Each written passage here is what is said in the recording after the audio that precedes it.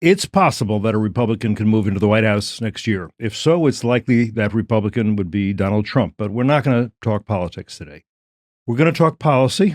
In particular, we're going to ask this question: what would constitute a sensible, conservative foreign policy in what looks to be an increasingly threatening international environment? Matthew Kroenig and Dan Negrea have not only been giving this question serious thought, they've written a book about it. It's called We Win, They Lose, Republican Foreign Policy and the New Cold War. It's based on the concept of a fusion. Ronald Meets The Donald. That's obviously my description, not theirs. You should know that as a recovering journalist, I have a not yet expired license to oversimplify. But I'm getting ahead of myself. Let's begin with introductions. Matthew Kroenig is a tenured professor of government and foreign service at Georgetown University. He's also vice president and senior director of the Atlantic Council's Scowcroft Center for Strategy and Security. He served in the Department of Defense and also in the intelligence community. I could ask him about that, and he could tell us, but then he'd have to kill us. Dan Negrea is a senior director of the Atlantic Council's Freedom and Prosperity Center. He served in the State Department, and before that he held leadership positions in Wall Street firms. He defected from communist Romania, where he'd been an official in the Ministry of Finance. Working in a communist Ministry of Finance, boy, that sounds like a fun job, don't you think? Anyway, I'm pleased they're here in FDD's small but cozy, one might even say gemütlich, studio with me and foreign policy producer Daniel Kleinman. I'm Cliff May, and I'm pleased you're with us too, virtually, because like I said, this studio may be cozy, but it's small, here on Foreign Policy. Matt, Dan, glad to see you both. Thanks for coming in. Thank you very much for having us. Hey, let me start with a definitional question, and that is, do you see national security as a subcategory of foreign policy? It's a good question, and I hadn't considered that before. I think it is a subcategory because I think there are other elements, development, for example, that's part of foreign policy, but not necessarily national security policy.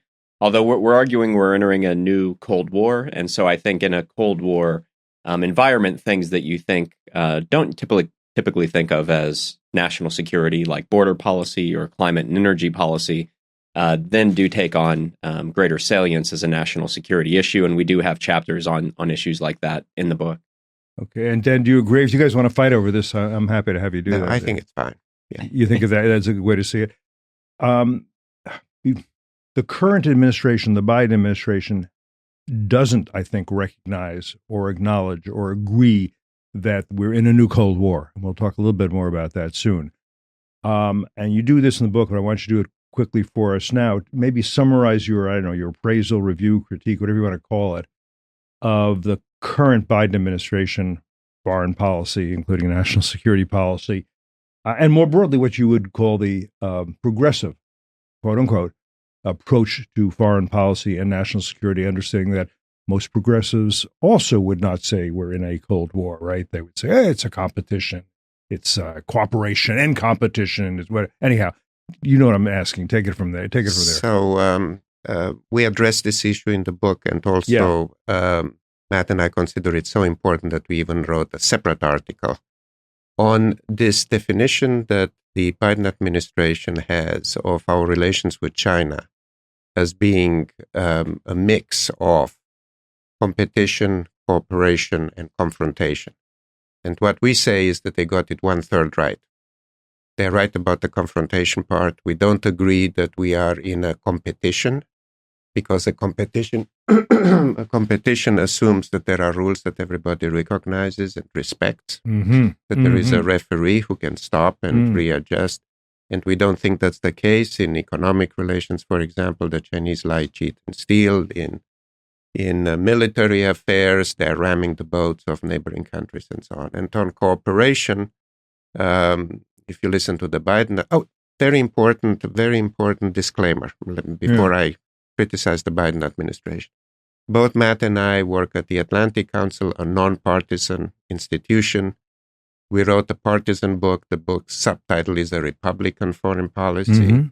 The opinions that we present are ours and not necessarily those of the Atlantic Council. But then there's a wide range of opinions on a lot of things I've noticed at the Atlantic Council. Which is a wonderful thing. Sometimes, yeah. Within limits. So let us know who you want to censor later. You know who I'm thinking of. Maybe I'll tell you later. Cooperation, the Biden administration considers climate change an existential threat. So cooperating on climate change is very important to them.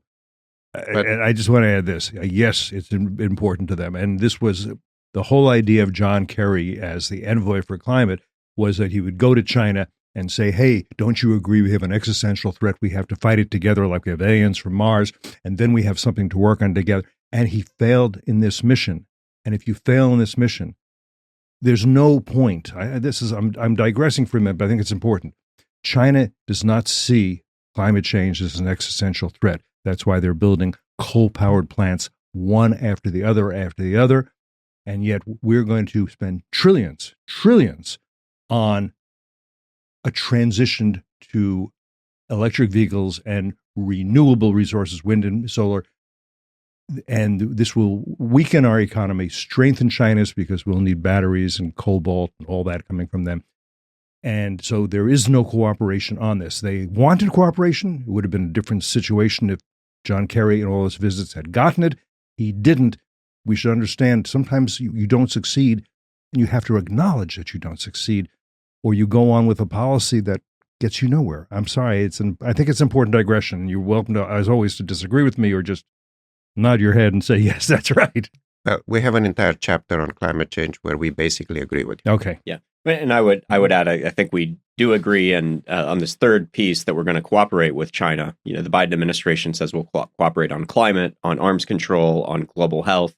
And as we point out in the book, China is a bad actor in all of those areas. All of those. It's like saying you're going to cooperate with arsonists to stop house fires. Right. It kind of stretches the meaning of the term of cooperation. That's right.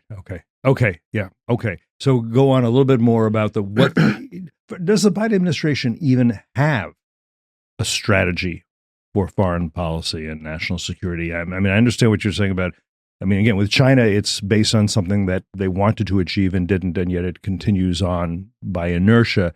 Biden campaigned on the idea of a foreign policy for the middle class.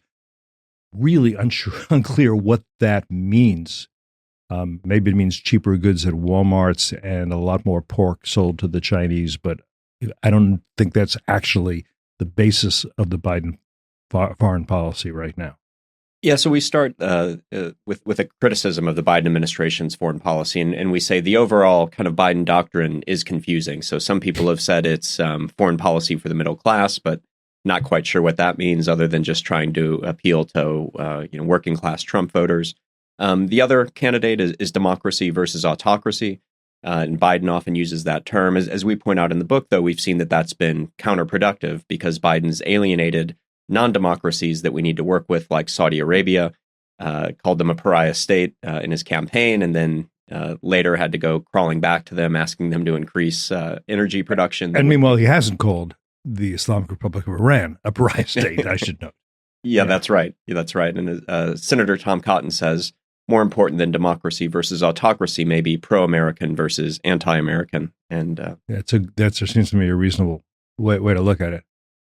Okay, the subtitle of your book. Now, I think most listeners to this podcast would know, we win, you lose, they lose. That's a quote from Ronald Reagan. I don't know if you know, there's a bit of a dispute about the precise wording of that quote. Do you guys probably spoke to Richard Allen about this, or did you not? I know Richard Allen, long time, by the way, and he's a delightful guy. And Richard Allen was an early advisor, for people who don't know, to President Reagan. He was the first national security advisor. So here's the one difference. The way I have it is, here's my strategy on the Cold War. We win, they lose. You have it as my idea of foreign policy toward the Soviet Union is simple, and some would say simplistic. It is this: we win and they lose. And the reason I make that distinction, because we win and they lose is not a strategy; it's an outcome. You need a strategy to get there. And I'm just curious where because I've seen both of these, the quote in both ways. Where did you get it from? We'd have to check the footnote. I can't remember off the top of my head, Right. but yeah, we did get that direct quote from somewhere. The good news is that even though that was the outcome, there was very clearly a Reagan strategy in order to achieve those ends. And it was a multi-part strategy. And maybe you want to just say a few words about what that strategy was. Yeah, so, at the time, détente was the kind of prevailing view, the idea that the United States was stagnating, Russia is going through this big military buildup. Détente was the prevailing strategy that will lock in stability with arms control and other measures. And Reagan didn't buy it. He thought that would make an unacceptable moral equivalence between the United States and its allies in the free world on one hand, and totalitarian Soviet Union and its captive nations on the other.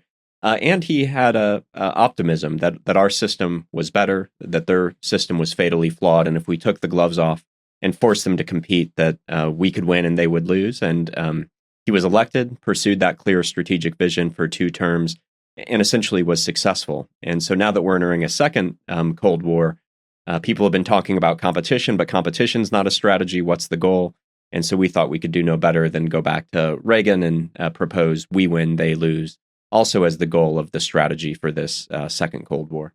And since we're talking about the second Cold War, let's talk about what that means, and because there are those who argue with it. I agree with it. I think, best of my recollection, Neil Ferguson was the first I heard. In 2019. In 2019, very good. He was the first to use that phrase. That's a great, wonderful historian, Neil Ferguson. H.R. McMaster, who is affiliated with us here at FDD, he uses it. But make the case for it or make the case against it. Go ahead. So the way we think about, first of all, it is a critically important element in our analysis of the current situation, and it's a critically important element in designing our strategy for winning. We think of a Cold War as a long-term contest between the United States and countries that are determined to threaten and actually hurt vital and important national interests of the United States. So, for example, we are not in a Cold War with Cuba or with Nicaragua or even Venezuela because they cannot really hurt us. But we are in a Cold War against China, Russia, Iran, and North Korea, which are countries that have declared their adversarial relationship with the United States repeatedly over many years, and they're taking active steps to threaten and hurt our interests. And then in our analysis, we say, well, and then if this premise is accepted, then from it flow policies that become critically important for the United States to pursue, to counter. And then we go through the different areas in which we need to take steps. For example, the border. We want to prevent terrorists to come through. We want to prevent Chinese citizens of military age. Then we need to ask the question, is climate change an existential threat, or is it China? Energy, trade relations, whether they are fair, because economic security is national security, and on and on. One reason I think it's justified is we talk about World War I and World War II. I mean, it makes sense. We're the same. There's a lot of differences in how we fought those wars, and even in terms of who was on which. But there's an argument to be made that World War II was the extension of World War I after a hiatus. I mean, you could do that. I think the same thing can be said about Cold War I and Cold War II. And Cold War I was, yes, against the Soviet Union, which was communist. It had its satellites. They were also against us, whether it was Poland or Czechoslovakia. The people may not have liked it, but Romania. They were forced to be. They were forced to. And Cuba was part of that. Now, the one difference, but it's not a difference. I think it's one of the reasons I think, and I think you do, that Cold War II is more threatening than Cold War I, is because the communist regime in China, the richest, most powerful communist regime in all of history, does have Russia as a junior partner, and that's a nuclear-armed Russia. Does have North Korea, small country, but thanks to failed diplomacy, it's nuclear-armed and has increasingly sophisticated missiles, does have the Islamic Republic of Iran as a partner in this, revolving around its axis. And the Islamic Republic of Iran could soon have nuclear weapons. They're very much on the threshold. I don't think we're doing anything about it that's serious. And they're developing intercontinental ballistic missiles. Intercontinental means they could reach the United States. So this is a greater threat that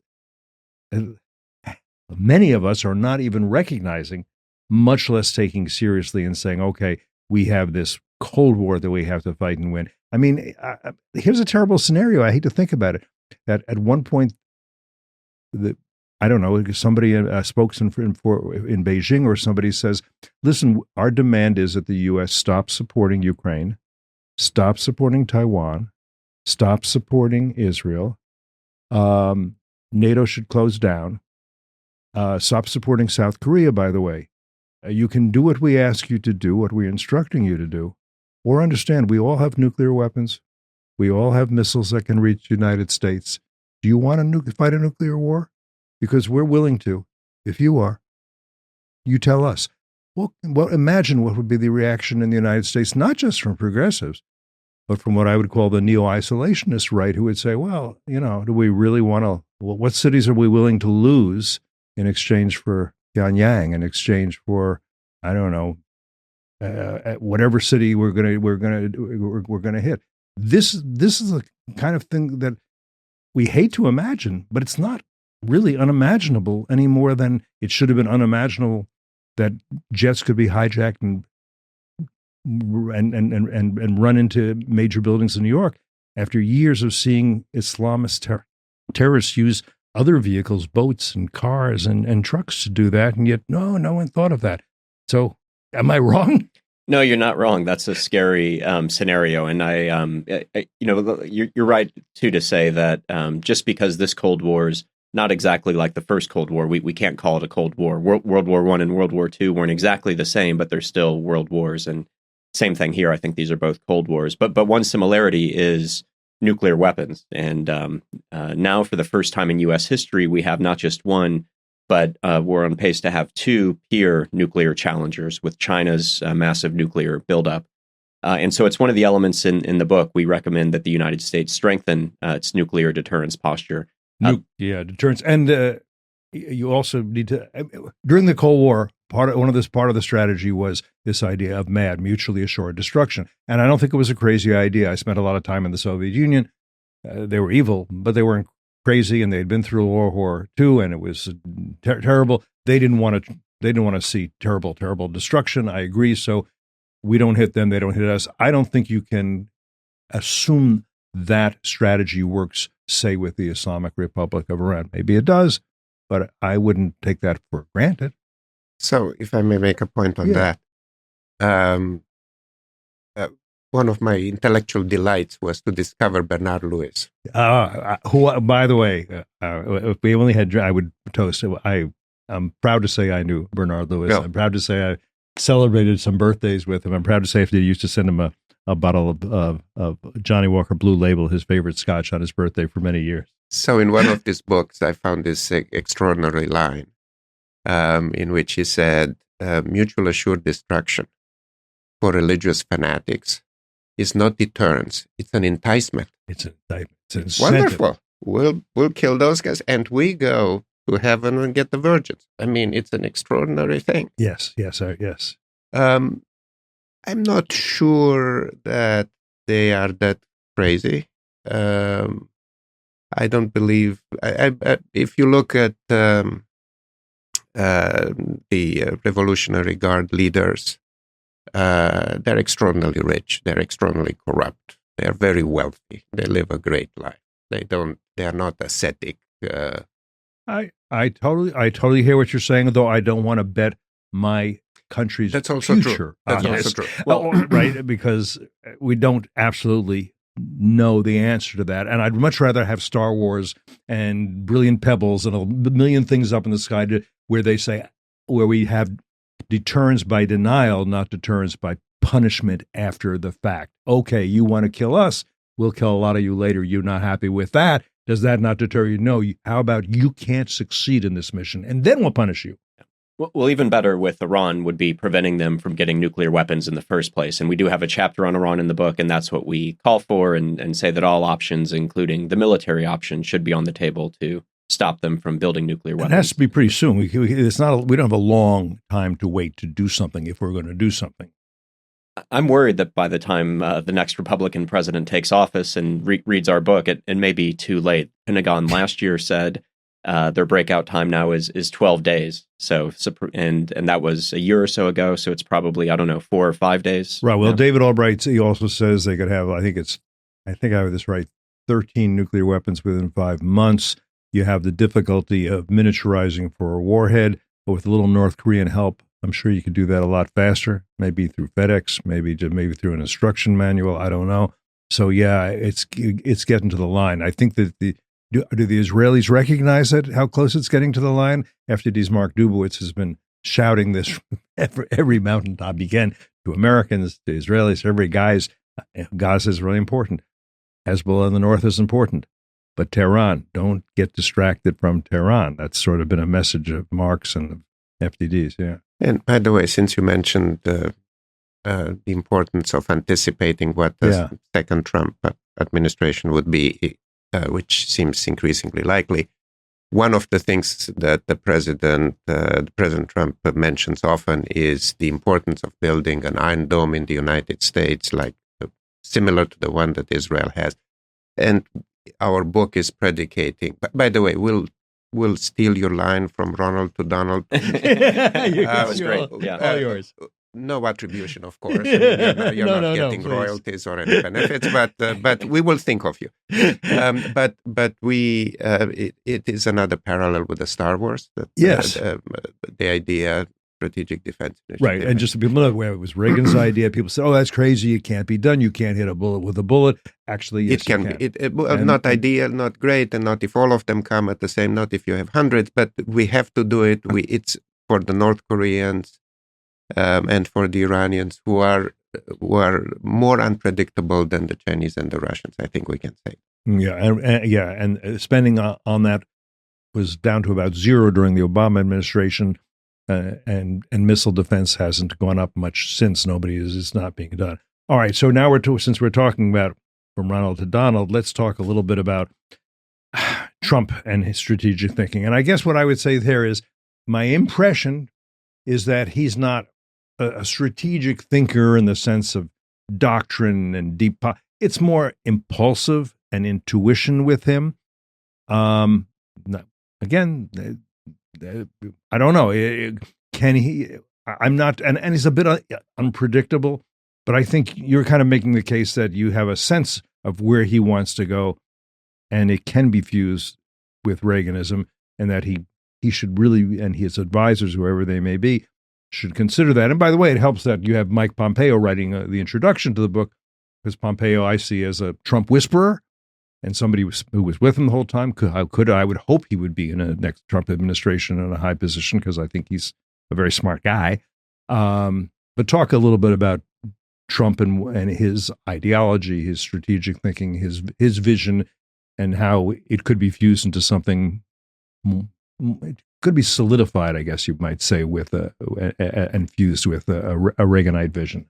Well, I think there are principles in Trumpism that are similar to the principles in Reaganism. So one that we talk about in the book is peace through strength, and that's a term that both of them used for defense policy. It's essentially the idea that the United States should be so strong that our adversaries don't mess with us. If they do mess with us, we're willing to punch back hard. But they were both skeptical of drawn-out military interventions with no real end in sight. And so in that way, I think they're in a similar place, and different from maybe where the W. Bush administration is, and certainly different from where the Biden administration is today, where I think many Republicans think they're excessively cautious when it comes to the use of force. I think actually on economic policy, they were also similar, and this may be surprising because the conventional wisdom is that Reagan is a free trader, Trump is a protectionist. But it actually, as we detail in the book, both of them used tariffs, including against friends, to try to get a freer and fairer trading system for the American people. Reagan used tariffs against the Japanese to get the Japanese to stop their distorting practices. And then also, I think American exceptionalism. So Reagan talked about a shining city on the hill. Trump talks about America first. So different valences for sure, but there is a sense that the job of the U.S. government is to advance the United States, not to do good all over the world, which I think is more of the progressive worldview. So on economic policy, since you mentioned it, let's just take a second on that. Look, I would argue that it was a reasonable experiment, necessary experiment that Clinton undertook in 2001 to bring China into the WTO and say, hey, let's see if we enrich them. Maybe they'll say, you know what, the world order ain't so bad. This is good for us. We'll be a good stakeholder. And now what we see is that they've taken advantage of the WTO. As you say, Dan, they don't obey the rules, but they will bring us in front of the WTO if they think we are not obeying the rules. And that also gets, and larger than that, the UN is increasingly an organization that I think China seeks to dominate, which we don't, and is succeeding in dominating in a lot of ways. They've dominated the World Health Organization, certainly. We now have two adversaries in alliance on the National Security Council, and they can count on each other to reinforce each other as they recently have. We can't count on France or Britain to reinforce us in the national. They may or they may not. We don't know. So this is very much part of the problem. Is we have all these international agencies, the kind of architecture of the world order that the U.S. set up, which Beijing, with help from Moscow and help from Tehran, are essentially undermining and taking over. So let's start with the bet that we made on bringing China, transforming China. I totally agree with you. I don't want to be like some people say, well, I knew from the beginning that this was the wrong thing and we should have kept them contained forever. I think it was very much something that we should have tried. I think that the reforms that occurred in China during the Deng Xiaoping era were profound for a communist country, to allow private property, to allow foreign investment, to allow their people to go overseas and study overseas, and allow them freedom to travel. I think these were extraordinary. And there was a period of time when the relations with the United States were constructive. For example, China and Russia participated in the crippling sanctions on Iran before Obama lifted those sanctions. So the Security Council of the United Nations imposed sanctions, and China was cooperating.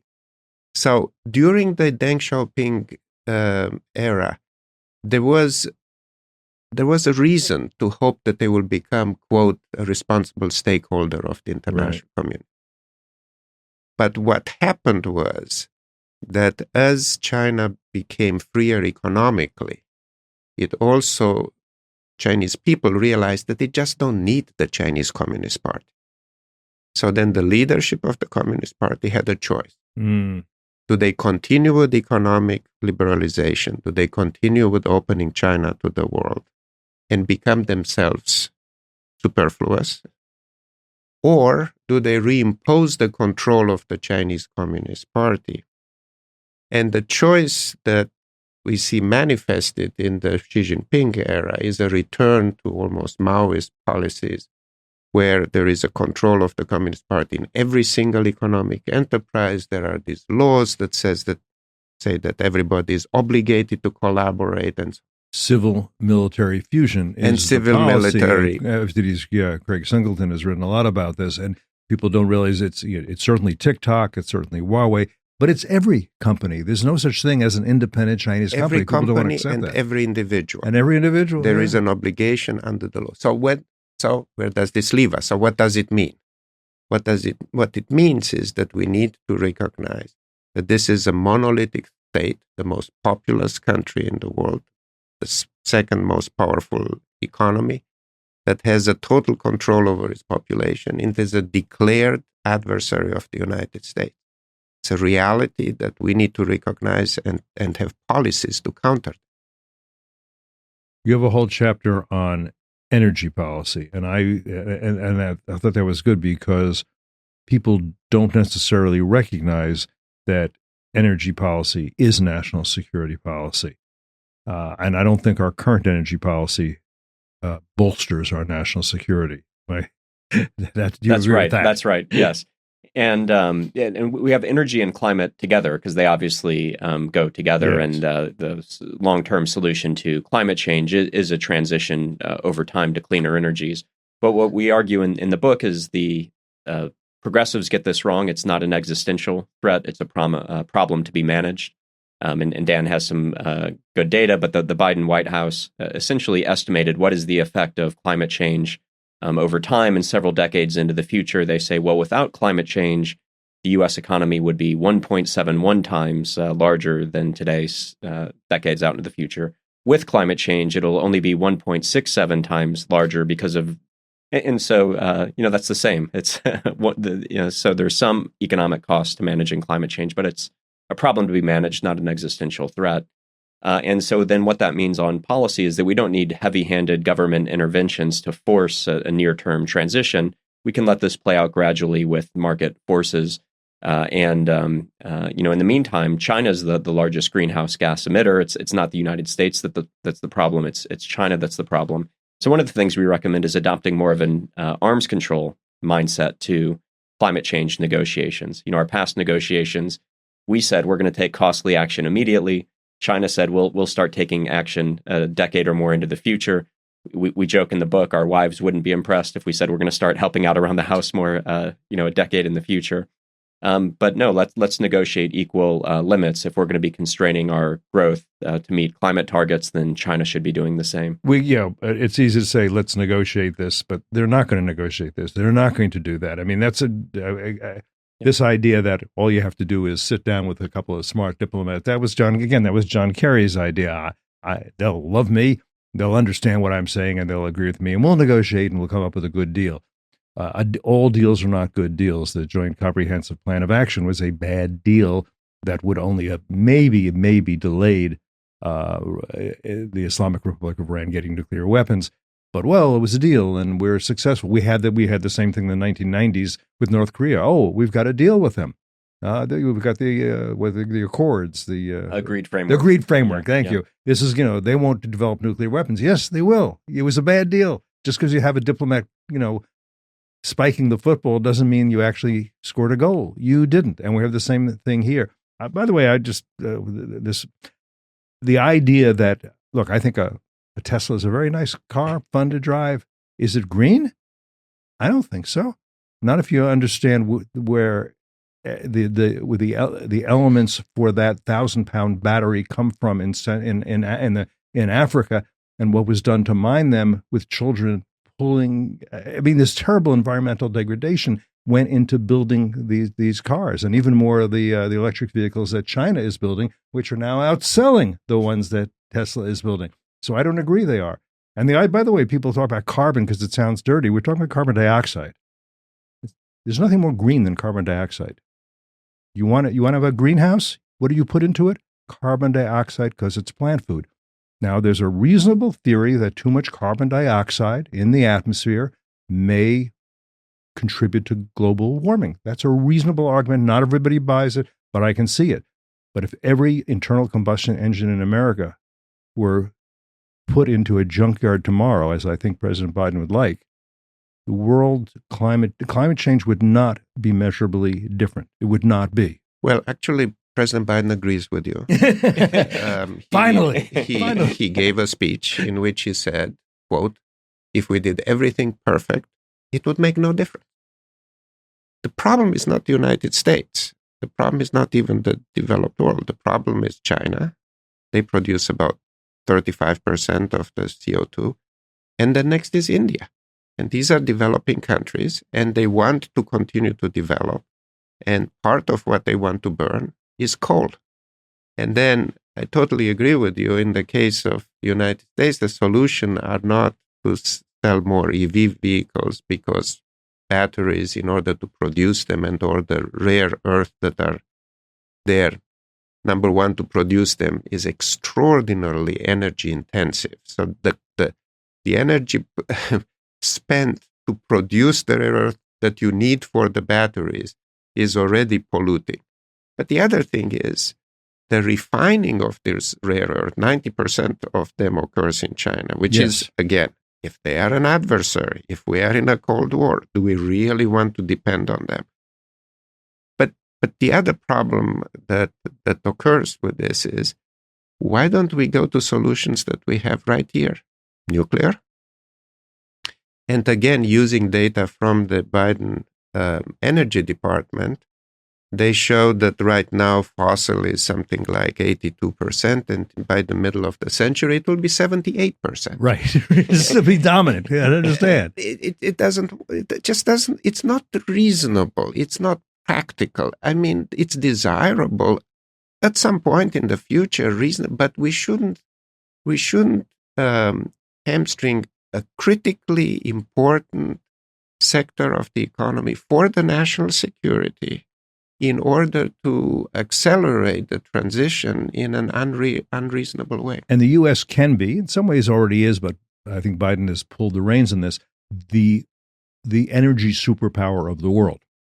And if you're the energy superpower of the world, that's a very great source of power, particularly when you're dealing with not just China, but Russia, which its income comes from fossil fuels, from gas and oil, from the Islamic Republic of Iran. Its income comes from that. You want to be the one who controls that. You can, and it's doable if you exploit your resources, and then if you make common cause, say, with the Saudis, pretty soon you can have some control.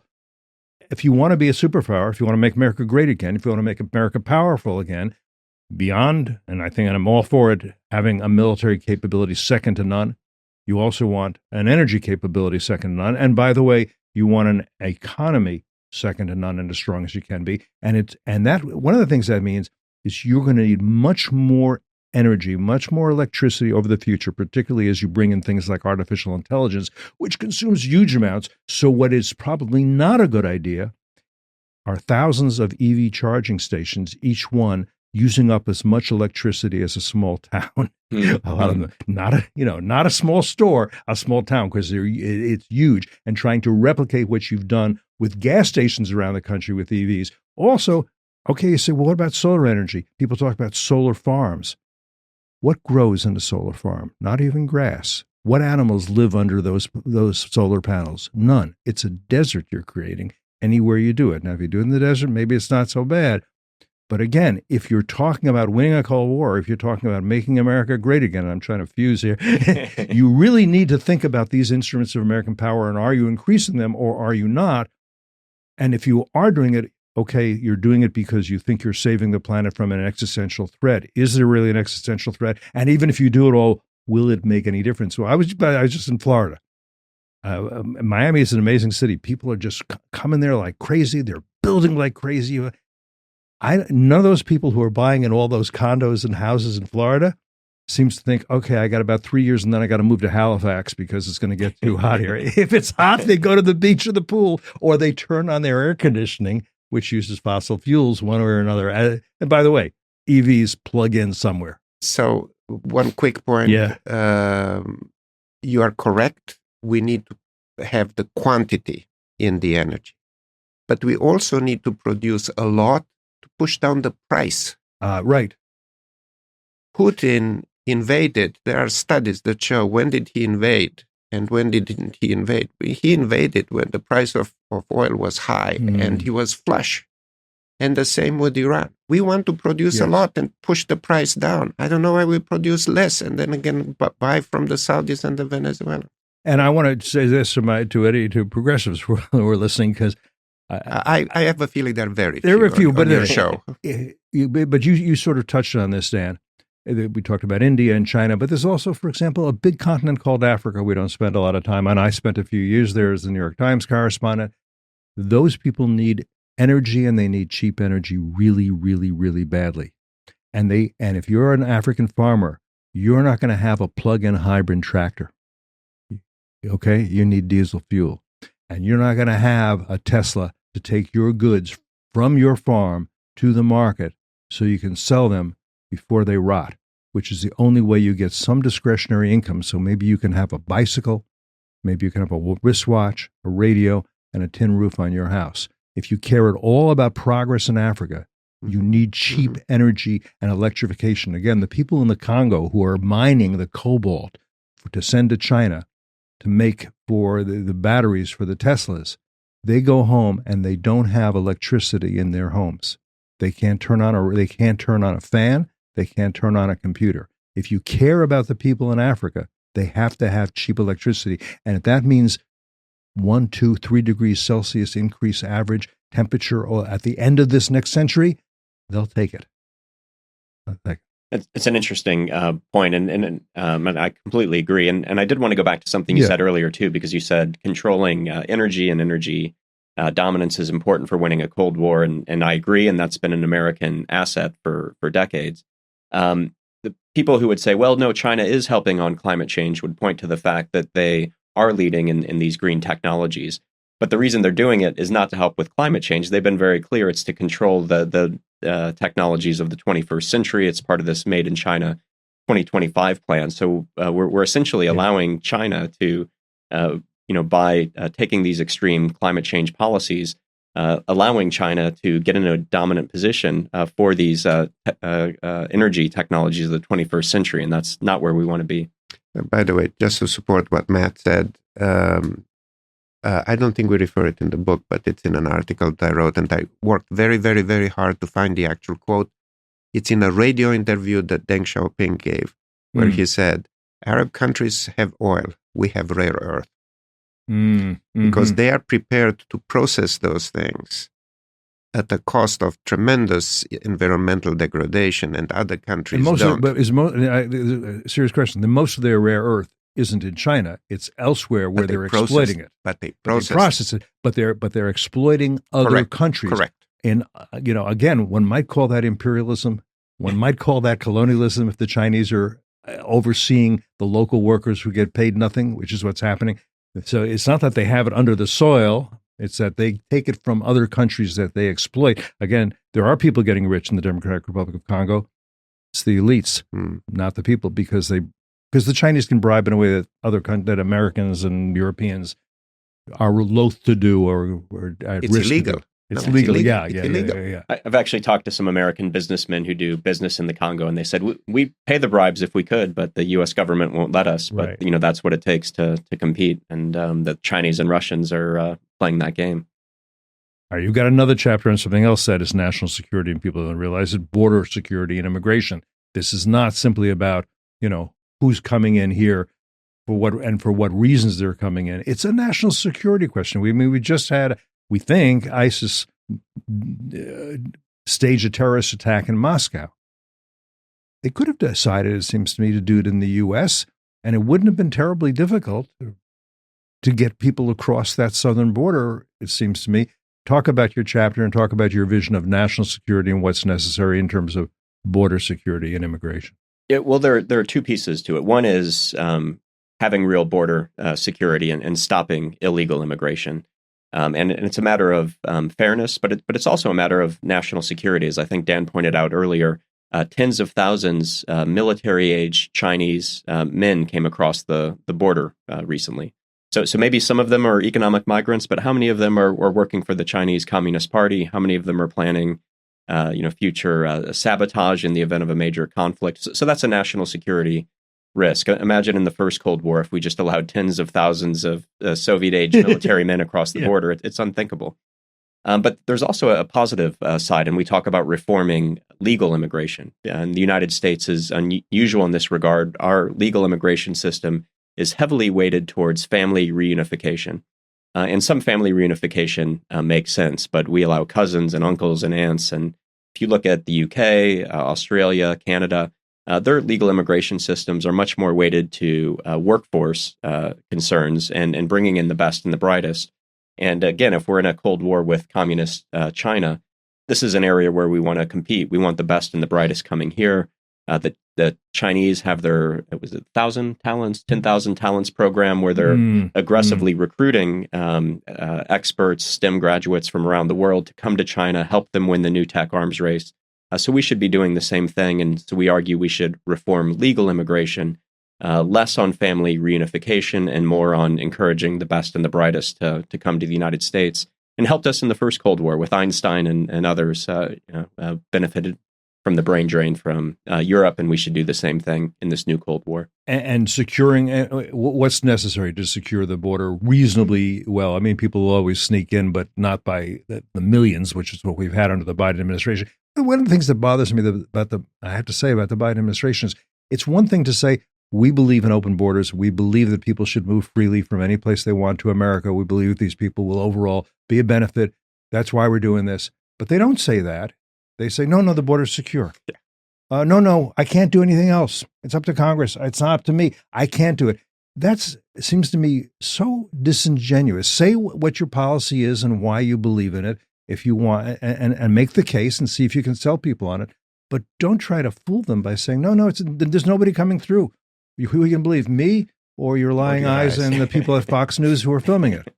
So the immediate thing that can be done, and actually there was H.R. 2. As soon as the Republicans had the majority, they passed H.R. 2. House Resolution 2. House Resolution 2. The cornerstone there is the Remain in Mexico policy. Yeah. I mean, here is the reality. Yeah. I'm a political refugee, right? So there were Jews from Russia who were coming up. That's fine. I'm for immigration. By the way, I should have just said I am for immigration. I'm for legal immigration. Right. But these were people who came in respecting the laws of the United States, who came and complied with the laws. And the first thing that they did was to comply with the laws rather than the first thing that they did was to break the laws. Okay, fine. The reality with these people who are coming in right now, they're not refugees from an oppressive regime that just managed to escape and so on. They are people who want an economic opportunity that is better than their country. Once the laws of the United States, the tests that are applied to immigrants are applied to them, only about 10% qualify. That's the problem. And then the others are supposed to leave, but by the time they are being processed, it's 3-4 years. People who are crossing the border now get terms in 5 years. Mm-hmm, mm-hmm. It's extraordinary. Mm-hmm. So then what should happen first, the first thing that should happen, say, okay, you come here, you don't come by border post, you don't go to the consular office. Okay, I got it. You want to come because you have an urgency. Okay, got it. You wait in Mexico, mm-hmm. and we'll let you know mm-hmm. when there is a decision, and it may be 4 years, and you wait there. You don't wait in the United States. The reason why you don't do this, especially if you are in a Cold War, is national security risk, but also the cost. There are estimates that taking care, something like 3 million people were accepted in the United States. There is a difference between people who are apprehended at the border and people who are allowed to actually come in, even under the Biden. Okay. But the cost is in the hundreds of billions of dollars. These are people who don't have a job. They don't speak English. They cannot take care of that. They come with children. Children have to be educated. They go to the hospital in the emergency room ahead of citizens who have a real. So these are costs. These are monies that should go for defense spending. They should not go to people who we did not invite, and they don't benefit the United States. Yeah. I mean, by the way, just one point I didn't make about the climate policies. They will cost, according to people like Mark P. Mills, if you're familiar with him, if you're not, I think he's a brilliant guy. He's a physicist. We're talking about in the trillions of dollars for this energy transition. Yeah, they estimate 3 trillion. We don't, huh? Yeah, 3 trillion. Really? Guys, let's say 3 trillion. What do we spend for defense? All 800. Not even 1 trillion. Yeah. So if you just didn't do that and you let the free market do it, you could double your defense spending. And one of the things that you want to talk, and I should have mentioned this, if it's a new Cold War, our defense spending should be certainly at the level of the last Cold War. If this is a more challenging Cold War, it needs to be above that. And I know you know off the top of your head where the figures would be if we were to do this correctly. Yeah, we completely agree, and the it's challenge, like 3, right? We need to go from like 3% to 6% easily, right? yeah. So basically, doubling would put us yeah. back to where we were during the first Cold War. So Sure. that's an important piece of it. And then also the Allies need to do more as well. So Trump is right on this. He is right on that. They absolutely have to. And by the way, I think it's even more complex because it's not enough to say, well, we're going to get it up to 2% next. No, consider the possibility that Russian troops or Belarusian troops or impressed Ukrainian troops are coming across your border.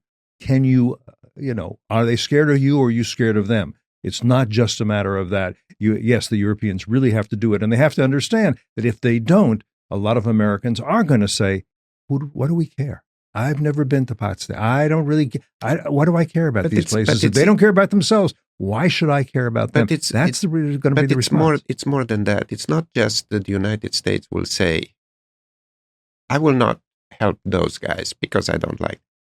The United States may very well be in a situation in which there is a much greater threat to the United States somewhere else in Asia, for example, and it cannot. Not. It may not be a matter of choice. It may be true. No, that's usually important point. At the same time, and I'd like to hear you make this case, while we have China making these alliances with these other authoritarian, nuclear-powered or soon-to-be nuclear-powered authoritarian anti-American regimes, we should not be alone. We would like to have allies. They should be allies contributing to the common defense, but we're better off. I'm trying to make the case for NATO. Maybe it's a revitalized and reformed NATO, but I don't think Americans should want to be alone in the world as a last island of democracy, to the extent we are, fighting our battles over bathrooms and pronouns while the rest of the world becomes, while in the rest of the world, the second Cold War is won by the communists, let's face it. We think this is an essential point because we have to take on China, Russia, Iran, North Korea at the same time. The United States probably could do it, actually. We're still 25% of global GDP. The 4 revisionist autocracies are only about 20% together. So just in terms of capacity, I think we could still do it. But if we add in our formal treaty allies together, we're something like 60% of global GDP. We're in a much stronger position working with them. And so, but they need to pull their weight in defense. And then in other parts of the strategy, the technology competition, the economic de-risking, that they're actually absolutely crucial there as well. We need the Europeans with us to have an effective de-risking strategy. If we cut off technology to China and they just go to buy it in Europe or Japan, that doesn't really work. We really do need a whole of free world approach, and that's what Dan and I advocate for in the book. And I can't remember if you have this in the book or not, but there's also a school of thought, as you know, on the right that I would call Asia first. Elbridge Colby, we've had him on here. He's a very bright guy and all that. But basically what he's saying is, hey, we can't do everything. Asia is the priority. So let Europe figure it out for itself. Let the Middle East figure it out for itself. We'll concentrate on that. My guess is you think this is an interesting but bad idea at the end of the day. Make the case. Yeah, so this is why we are introducing the concept of the axis of evil. Yeah. There are countries that are working together. They are not allies. They don't have a treaty ally. The treaty agreement. Russia and China sort of have it, don't they? They don't. They've got a limitless partnership. These are words. These are words. Okay. Yeah, this is like the JCPOA parenthesis, by the way. There is no signed document. Right. It doesn't exist. No, that's it was people talking. And if there is a signed document, it doesn't matter anyhow. The Budapest memo, that was signed document, and it committed us. Yeah, But anyway. All right. But they are in an entente. They're aligned. Yes. They cooperate. The ties between them are extremely close. So, for example, Iran sells its oil to China and gets money and produces drones that they give to the Russians to fight the Ukrainians. And I mean, the Russians are getting shells from the North Koreans, and they talk and they. A success by Russia in changing borders in Europe, a strategically important continent, will most certainly embolden Xi Jinping to try to do the same thing in Taiwan. We cannot... And embolden Tehran, which already has a satrapy, a colony, essentially, in... Satrapy? I haven't heard this term. Not only that, it's a Persian term. Do you know that? So yeah. it means like they were democratically elected, right? The satraps. No, I'm joking. But Lebanon is a satrapy, right? And I think we could say that Yemen is in effect a satrapy, and Gaza was, and anyhow we can go. But they Iraq will be if they can make it that, and that people talk about the Shia Crescent, but that's what it is. It's empire building too. Anyhow, go ahead. Yeah. Yeah, I mean. Again, we don't have the luxury to make these choices. America has vital national interest in Europe and in the Middle East, and not just in Asia. Right. So what we argue for in the book, and where we think the party is, because again, a central theme of the book is that actually the party is more united than many people believe, is in Asia first, but not only. I think everybody agrees that China is the priority. But I think almost everyone agrees that we can't just defend the beaches of Taiwan. As Dan says, we have important interests in Europe and the Middle East that working with our allies, we also have to address. Yeah. And America, I mean, I would hope this case could be made by somebody like Pompeo to Trump, that America does not become great again if it becomes, if it retreats within its borders and allows its enemies to take over the rest of the world. I don't see any definition of America being great again at that point. That's sort of the end of the American century and the end of American primacy, which, right? By the way, I don't know that anyone seriously argues that. Oh, isn't Rich Colby? I mean, I don't mean to. No, Rich Colby said we need to fight. We need to fight. We need to fight in Asia. So he's not saying we give up Asia.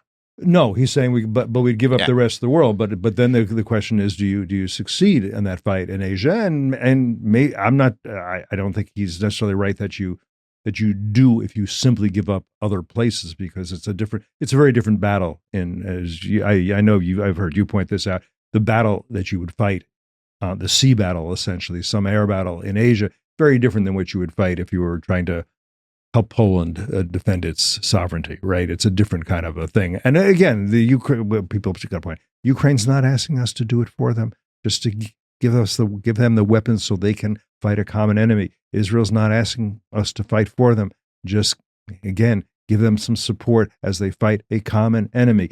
This is very Reaganite. You want your friends to fight common enemies for you, and you got their back, but you don't have to have your boots on the ground to do it for them. That's Reaganite, is it not?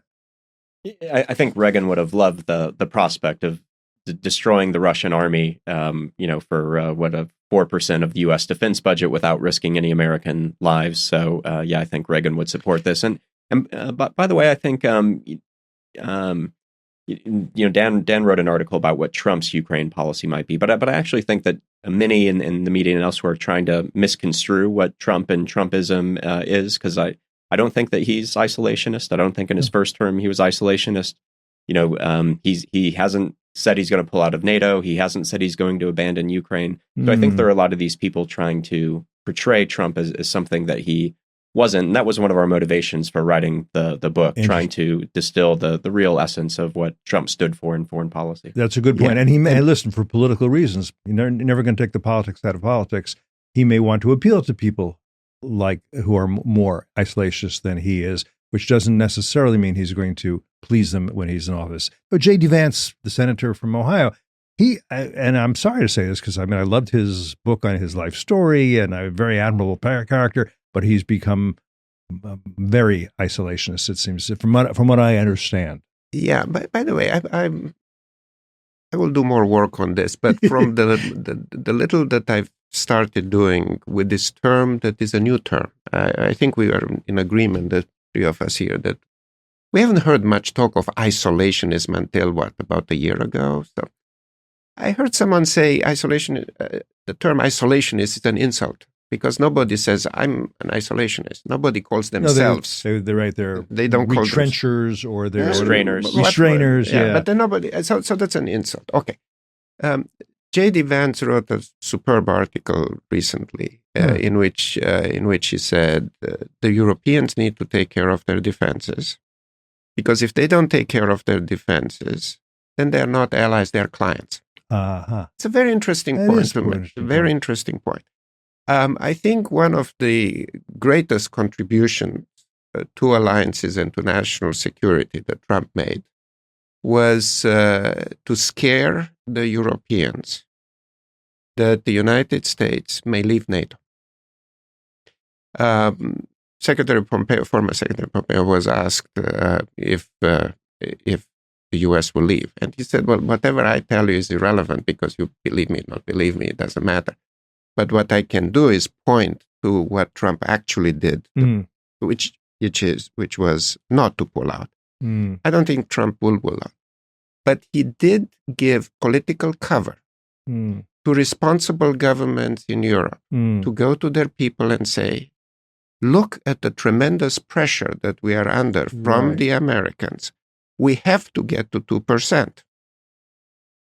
And there is an additional interest. And as a result of that, there was an article in the Wall Street Journal by Stoltenberg, the NATO Secretary General, who said, as a result of Trump's pressures, we got $400 billion in more spending. Trump didn't pull out of NATO, made NATO stronger. The other thing that is very interesting, it was an interview in Reuters by General Keith Kellogg. Keith Kellogg is currently heading up the national security work at America First Policy Institute. He was Pence's national security advisor. He's a very thoughtful man. He said, he says, Article 5 is very important, but so is Article 3. Article 3 of the NATO treaty is basically saying you have an obligation to spend on defense and make yourself defense capable. And if you are not complying with Article 3, why should I comply with Article 5? It's this discussion that introduces a sober analysis of the situation to European countries. And I don't think that those Americans who argue for the allies doing more are isolationists. They are people who are strengthening our allies. I think it's a contribution. And you take on another concept that I find intriguing, and that's the idea of global commons. And I particularly think about it in terms of what the Houthis are doing, because here we have, it's not even a nation state, it's just a client of the Islamic Republic of Iran, pretty ragtag bunch, and we have not been able to deter or defeat them. And I'm not sure people understand this part of it, that what they are, among the things that they are doing, is saying the United States doesn't even have the power to enforce the most basic international law going back centuries, which is freedom of navigation, freedom of the seas. We're going to take one of the most important strategic waterways in the world, and we're going to decide to shut it down, and the Americans can do nothing about it. You want to talk about making America weak again and seeing America weak, do that over months and months and months. Now, you expand the concept of global commons, not just the high seas, but airspace, cyberspace, outer space. Very important, because if the U.S. doesn't enforce the idea that there are global commons that are available to all of our friends and to our enemies, then, boy, nobody else is going to do that. In other words, if we're not willing to be a policeman on that, then there are no policemen at all, and the gangs go wild in the streets. Am I wrong? You're absolutely right. And so near the start of the book, we talk about America's vital and important interests, and we distinguish vital interests as those we should be willing to use military force for, and important interests, which are ones we should pursue, but using other means. And we put policing the global commons as a vital interest. When we go on international business trips, we don't want our airplane getting shot out of the sky by terrorists or rogue states. When we engage in international trade, we want boxes from Amazon to get to our house. We don't want them being raided by pirates or having ships sunk or attacked by the Houthis. Outer space, we're so dependent on satellites now for Uber, for GPS, Google Maps. And so it's only the United States that really can police the global commons. And I'm an international relations professor. There's this concept of hegemonic stability theory, but that's one of the key concepts. And they argue in the 1900s, it was really the British Empire that kept the global commons open, especially the high seas at that point. But since 1945, it's been the United States. And so I think it's important. And I think we're not doing enough against the Houthis. We don't get into this in the book, but I think it's not the hitting back against the Houthis is not going to be enough. The source is Iran. Iran's the source behind all this destabilizing behavior in the region. And so until they pay a price, I think the Houthis are going to continue to conduct these attacks. Yeah, and those who say, "Oh no, but we're talking to them about this." Our diplomats are not directly, but through people, are telling them, "We wish you wouldn't do that." That's not going to work. You're going to have to inflict some serious pain and have them worried that the pain will increase if they don't change their behavior. And that's what you would hope would be. And by the way, talking about the axis of evil, there is an Iranian ship that is parked outside Djibouti that gives them intelligence. And the Houthis signed an agreement with Russia and China that they will not attack their ships. So their ships can go through. Right. So they haven't. But that's right. So they're going to, in other words, they're going to enforce their rules on the global commons. And that's the thing. If America doesn't enforce its rules, which by and large are for the betterment of most people, I think that if that makes me a conservative, then other than these bad actors like the Houthis, they will enforce their rules in the world. Yeah, and how to deal with it, and going back to the Ronald and the Donald argument, we talk in the book about how, when the Iranians challenged Reagan, he sunk several Iranian naval vessels. When they challenged Trump, he killed Iranian General Soleimani. So I think that's what's needed now, imposing a real cost directly on Iran, not just on the proxies. That vessel should definitely be sunk tomorrow. That vessel should be sunk tomorrow. And again, I keep coming back to this. It is scandalous how much the naval capabilities of the Europeans have diminished, and they need to get serious about it, and they need to contribute dramatically more. Even the Australians, I was surprised to hear they can contribute only 3 frigates to the Quad. The Australians, they are an island. The Japanese, they changed their constitution. It's wonderful, it's admirable, but they need to accelerate the pace. Yes. Of course, my favorite podcast is Foreign Policy, but I listen to other podcasts in French and in German. I'm sorry to disappoint you, but if you produce more, I will listen more. I appreciate that. There is a realization in Europe that the situation has gotten a lot more dangerous. And what I hear often in French and in German is, we are doing more, but are we doing enough? Right. They need to accelerate. I mean, Zeitenwende was a wonderful thing, but they say, and in 2 years would have spent 100 billion. And recently they said we need to change the procurement process. But there is no sense of urgency. There is no sense of crisis. And it is a crisis. There is a shooting war on their continent, just a country away from Germany. And Germany is still not even at 2%. And they have 300 tanks, of which half don't work. It's an extraordinary situation. Your book is very thoughtful and very comprehensive. We touched on a lot of things in the book, not everything. Is there anything else in the book that you want to touch on before we conclude for today? Well, what does it mean to say we win, they lose? And so we say really what that means is we want to get to a place where the Chinese government lacks the ability or the will or both to threaten America's vital interests. And so we think that might take decades. We lay out a strategy to get there, but I think that's what victory would look like. And so Dan and I spend pages and pages describing this, but we were fortunate to have a foreword from Mike Pompeo. And he's a politician. He has a way with words. So he improved upon it. He got it down to 2 words. He said, essentially, we say that victory is the capitulation or incapacitation of China. And I think that's a good summary. Okay.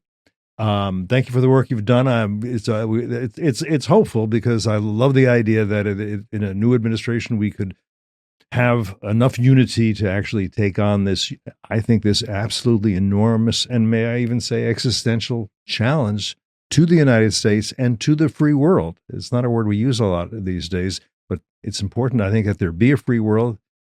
And it would be wonderful if there was someone else who could lead the free world, but there is not. It's not that we want the power, I think, in the U.S. I think there's just no other nation that's strong enough and good enough plenty of nations that are maybe strong enough but are not good enough. So thank you again, Dan. Thank you again, Matt. And thank you all for staying with us for this conversation here today on Foreign Policy.